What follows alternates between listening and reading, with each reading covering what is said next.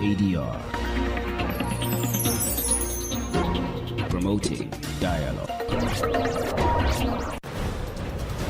It's midday in Dakar and Conakry and 1 p.m. in Niamey. Good afternoon and welcome to Newslink on West Africa Democracy Radio 94.9 FM Dakar and online on wadr.org. First, our top stories.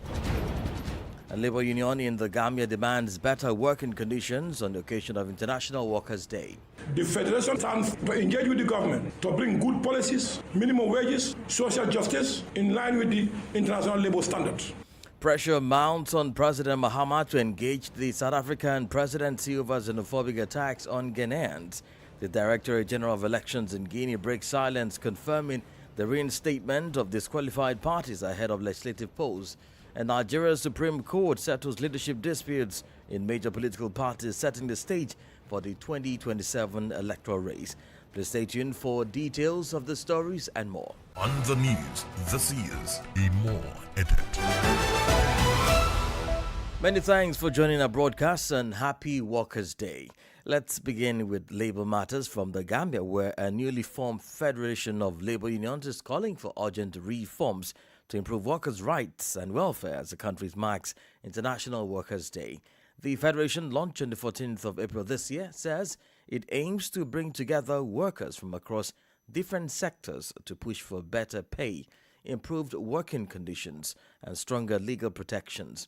According to the union leaders, they have submitted a formal resolution to the government outlining key concerns affecting workers. WDL Sangana Mendy has the rest of the story.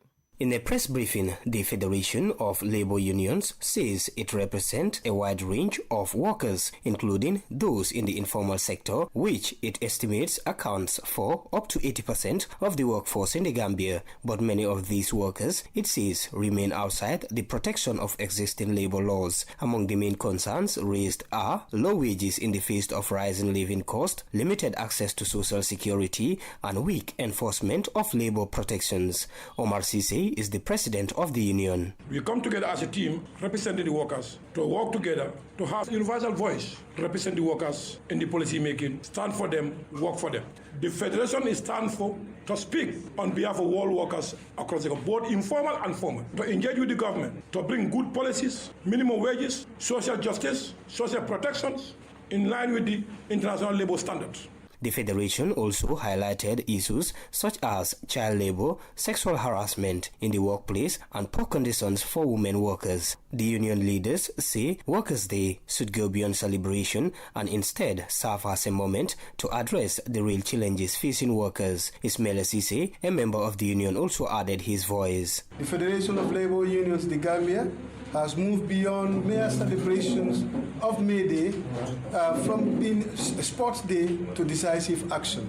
Decisive action in the sense that we have convened this briefing to formally announce the submission of resolution number FLUGWDR 001-2026 to the government of the Gambia. The Federation has also called for establishment of a commission to review wages, saying it would help ensure workers can afford basic needs such as healthcare, housing, and education. For Newslink on West Africa Democracy Radio, Sangdana Mendy, reporting from Banjul.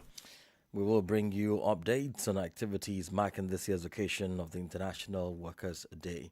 Meanwhile, the occasion of International Workers' Day, Oliver Rokbe, Director of the International Labour Organization's Bureau for Workers' Activities, has reaffirmed the ILO's unwavering support for workers and trade unions across the globe. In his May Day message, Rokbe warned that workers' rights, democracy, and decent work are increasingly under pressure. It stresses that now more than ever, unity and solidarity are essential to defend social justice and protecting the dignity of workers everywhere. Every year, on the 1st of May, workers and their organizations across the world come together to honor and celebrate their collective struggle for social justice and decent work for all. Today, however, these hard-won gains are under increasing pressure. Rising geopolitical tensions, the accelerating climate crisis, and persistent economic and political instability are reshaping the world of work, too often at the expense of workers and their families. At the same time, fundamental principles and rights at work are being challenged in many parts of the world. This moment calls not only for reflection, but for decisive and collective action. May Day is also an opportunity to recognize the indispensable role of trade unions. Even in the most difficult and sometimes hostile environments, unions continue to defend workers' rights, promote dignity at work, and advance social justice. Dear colleagues, dear sisters and brothers, challenging times can also be a catalyst for progress and change. Through the Bureau for Workers' Activities, ACTRAF, the ILO reaffirms its full commitment to supporting trade unions all over the world in meeting these challenges, shaping a more just world of work and leave no one behind. Together, let us continue the struggle for decent work, social justice, and dignity for all. Oliver Roquet there, Director of the International Labour Organization's Bureau for Workers' Activities. In the meantime, ahead of the 2026 World Press Freedom Day, Reporters Without Borders has published its 2026 Press Freedom Index. RSF in its report painted a mixed picture of progress and decline across the globe, with West Africa reflecting both resilience and rising concern. The latest rankings show countries like Ghana and Cape Verde leading the region thanks to relatively stable media environments and stronger protections for journalists. Sadibou Marong, RSF's Regional Director for West and Central Africa, speaks to the reports and major indicators used to measure progress and challenges in the countries highlighted.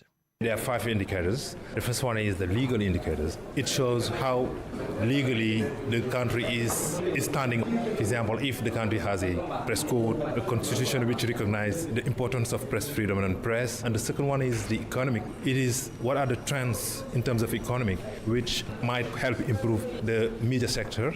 And the society one, we also have the security, which is the last one, the 5th one. The security and the safety indicators, for example, if a journalist is harassed, persecuted, and attacked, that falls into the security situation.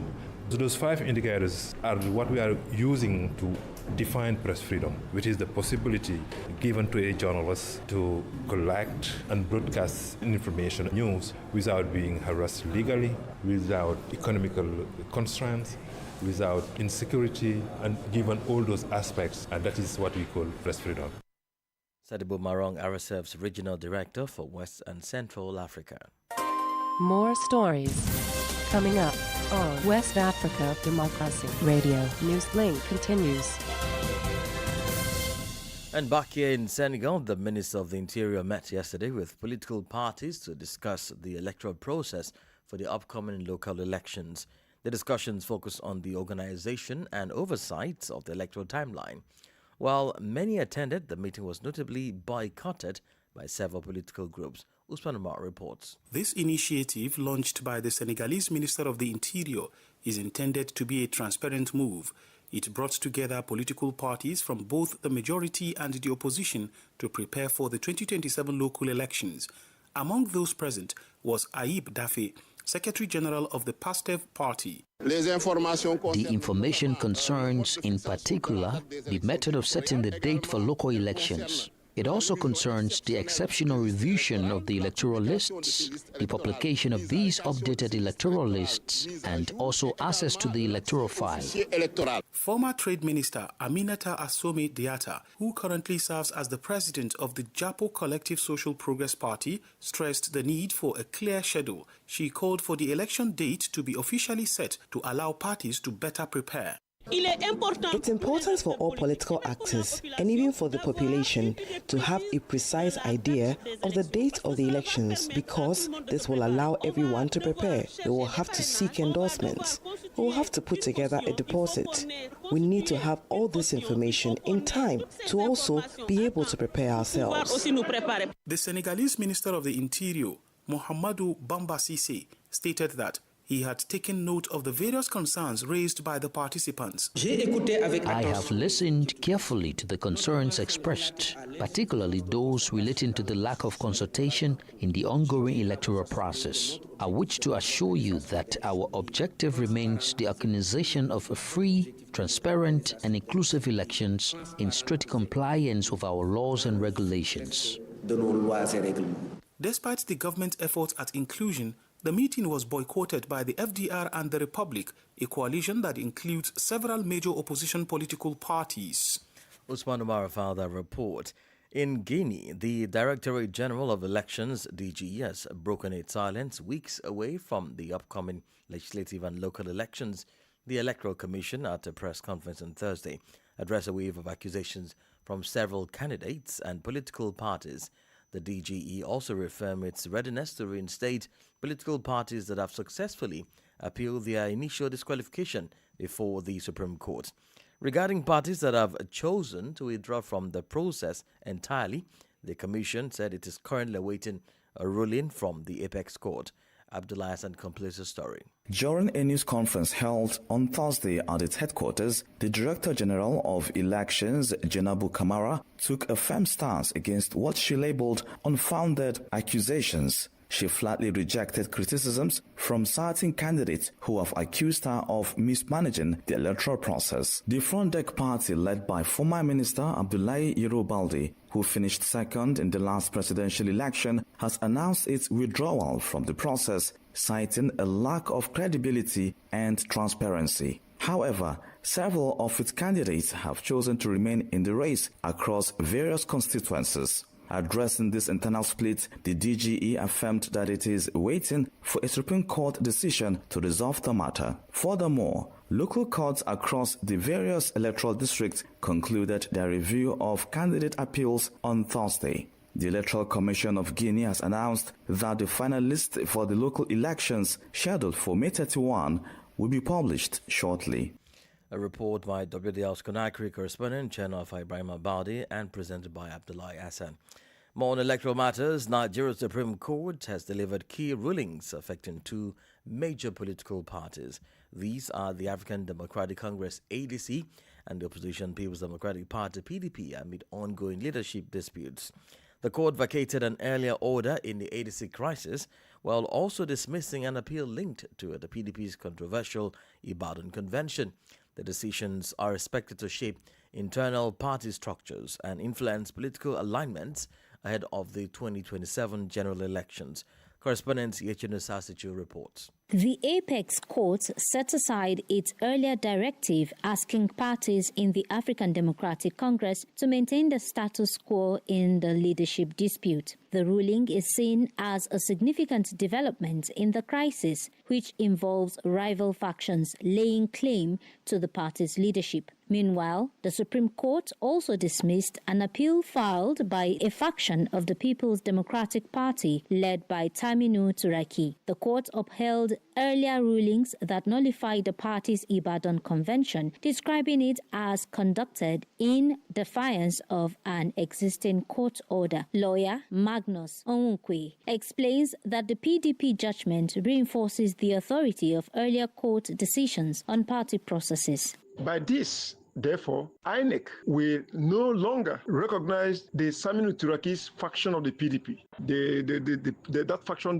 where you have Sheyi Makinde and co. Their interregnum has been put to rest today by the Supreme Court's judgment. In the ADC case, he explains status quo antebellum. Status quo antebellum means how it was, the state of affairs before the resumption of hostility, before the resumption of disputes. So the issue is, before Nafiu Bello went to Federal High Court challenging the assumption of party leadership by Senator David Mark and Raoul Areboshala, who were the leaders of ADC. He adds that the Supreme Court's decisions in both cases effectively bring an end to the leadership crisis in the two parties. Suffice to say that this judgment has put to an end the long imbroglio or the brouhaha. I think it has given us a respite. Brouhaha has been put to rest today. Analysts say the judgment could reshape internal party dynamics and influence political alignments ahead of the 2027 elections.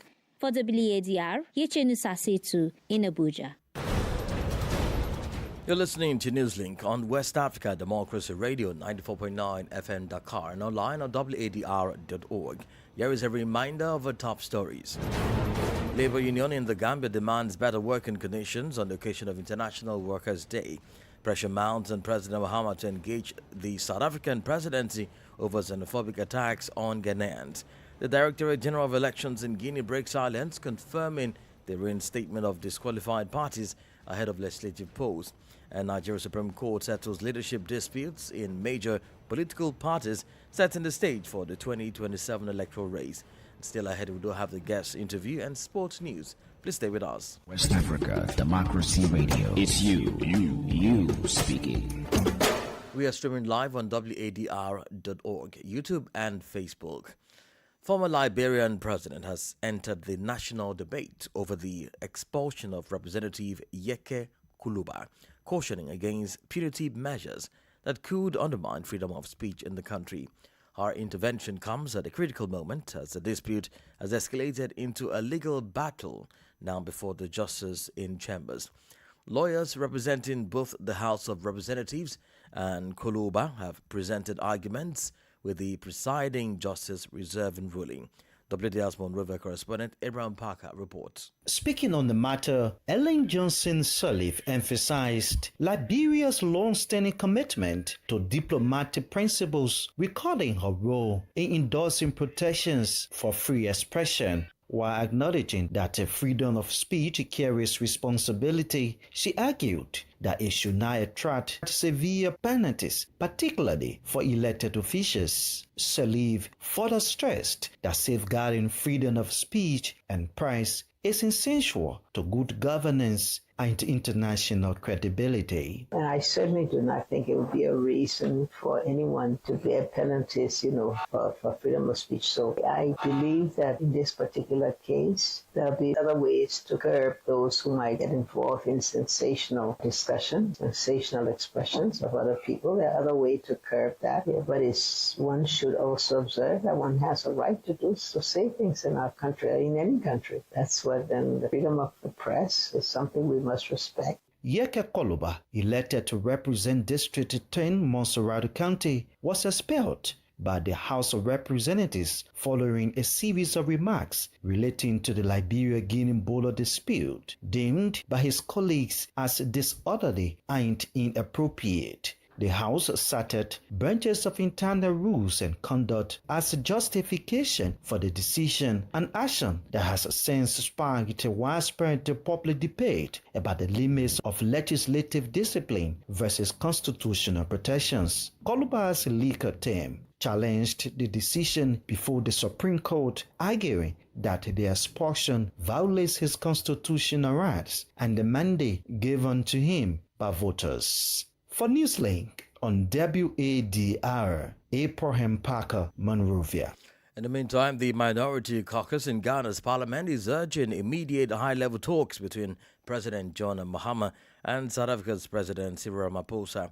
The call comes amid growing concern over reported attacks on Ghanaians and other African nationals in parts of South Africa, including KwaZulu-Natal, Durban and Gauteng. The Minority Caucus says the situation requires urgent presidential-level engagement to secure clear commitments on the protection of Ghanaians and accountability for those behind the violence. From Accra, Nadia Detective reports.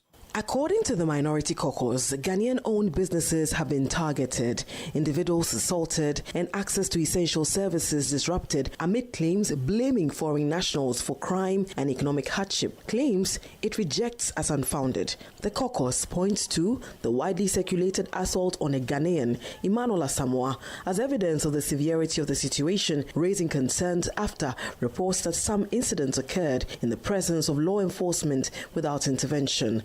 While acknowledging steps already taken, including engagement by Ghana's Foreign Affairs Minister and public condemnation of the attacks by South African President Cyril Ramaphosa, the group insists these must be followed by firm and measurable action. It is therefore calling for direct talks between President John Dramani Mahama and President Ramaphosa to secure concrete assurances, including the arrest and prosecution of perpetrators and immediate protection for foreign nationals. Beyond bilateral talks, the Minority Caucus also wants the matter escalated to the African Union and for ECOWAS to coordinate a unified regional response. The statement, signed by the ranking member on the Foreign Affairs Committee, Samuel A. Jinapor, stresses that Ghana must act decisively to protect its citizens and uphold the principles of African solidarity. For WADR, Nadia Tete, Accra. In Niger, discussions are wrapping up following the arrival of a Nigerian delegation aimed at finalizing the Kano-Maradi Railway project. This large-scale venture includes the creation of a strategic dry port.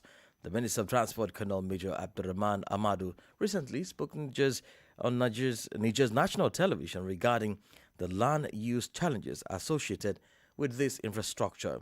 More details in this report by our Niamey correspondent Yakuba Abibulai, as presented by Christopher Ticho. The railway project linking Kano in Nigeria to the city of Maradi in Niger appears to be a top priority. Recently, during an interview with Television du Niger, the Minister of Transport confirmed that a committee of experts has been mobilized to accelerate the works. This week, they will be here in Niamey so that we can talk about it. It's a project that we are following very closely because our responsibility is engaged regarding the location of the terminal, hence the need to also have a dry port in Maradi. The realization of this project is still facing delays. According to the minister, the infrastructure requires a significant amount of land. While authorities offer reassurances, the atmosphere in Maradi is a mix of impatience and heightened vigilance. Local civil society, while welcoming the expected economic benefits, remains cautious. Abdul Kader Habu, a civil society activist in Maradi, shares his view.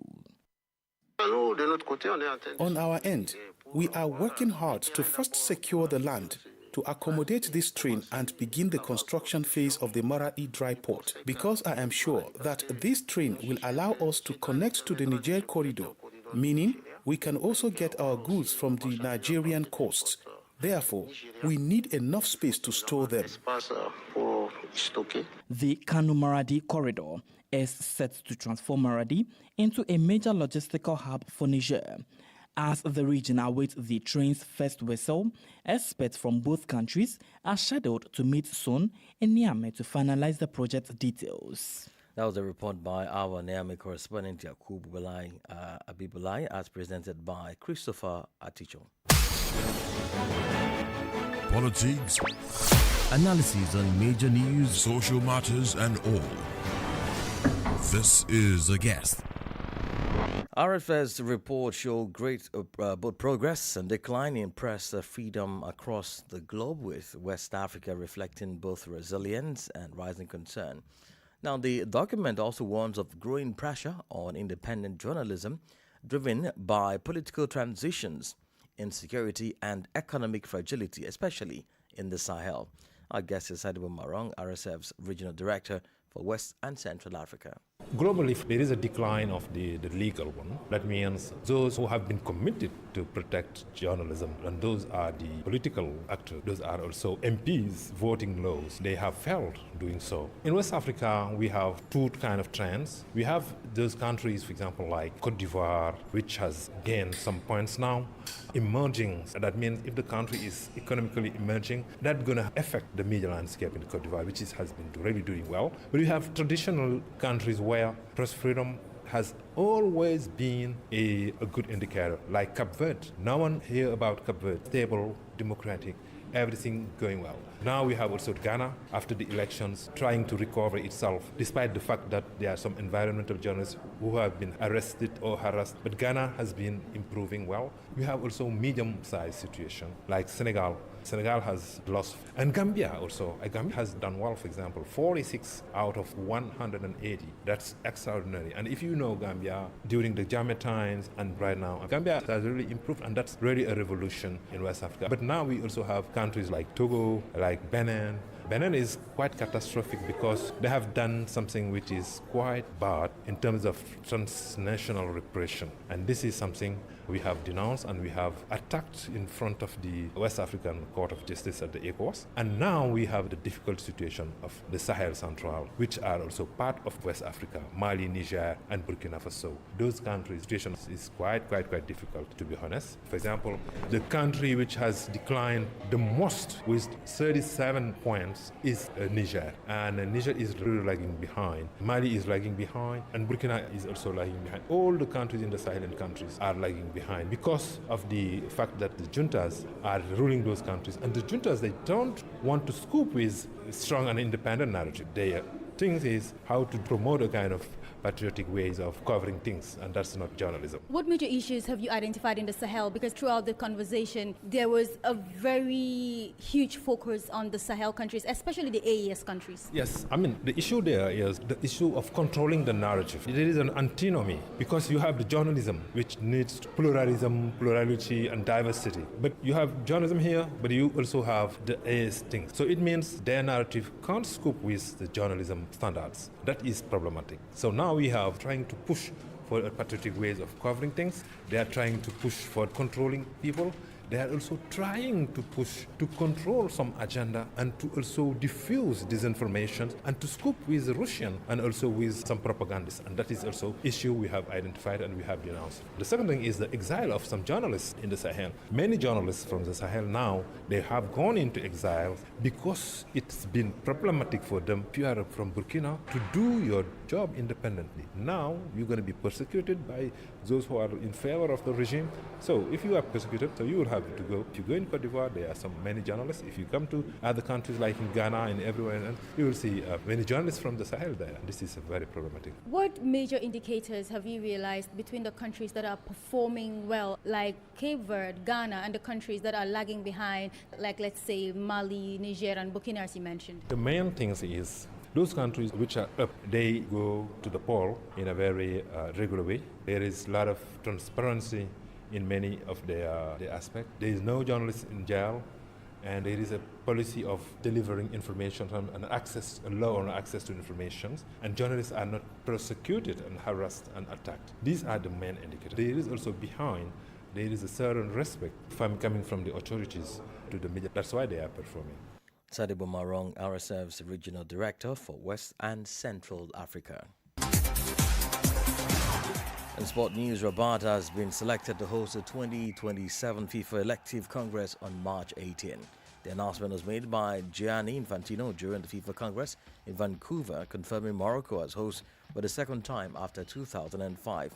FIFA says the decision reflects confidence in Morocco's ability to stage major global events. And Senegal international Ismail Assar scored the fastest goal in Conference League history as Crystal Palace beat Shakhtar Donetsk 3-1 in their semi-final first leg. Sarah found the net just 21 seconds, putting Palace ahead early in Poland. Shakhtar equalized shortly after the break, but Palace responded with goals from Daichi Kamada and Georgian Strand Larsen to take control of the tie. The second leg will be played in London on May 7, with Palace now confirmingly on course for a first major European final. And we've come to the end of this edition of Newslink on West Africa Democracy Radio, 94.9 FM Dakar. Thank you so much for listening, and many thanks to Mauro Juf and Ismail Kamara as well as Umudaniogo. Do interact with us via social media platforms, TikTok, X, Instagram, Facebook, LinkedIn, at WDR English. I am Imo Edet. Good afternoon. We thank you for listening to Newslink in Nigeria on Love FM Abuja and Darling FM Owerri. In the Gambia on Hot FM Banjul, Hilltop FM and Veritas Radio in Serekunda. Thank you for listening on Alternative Youth Radio Lofa County, Liberia, Radio Kegaman in Nimba County, and DCN Radio Riverses County. A big thank you to Radio Baft FM in Sierra Leone for listening, and in Ghana we thank Radio Pad in Damango and Royals FM in Wenchi. Thank you all for listening to Newslink.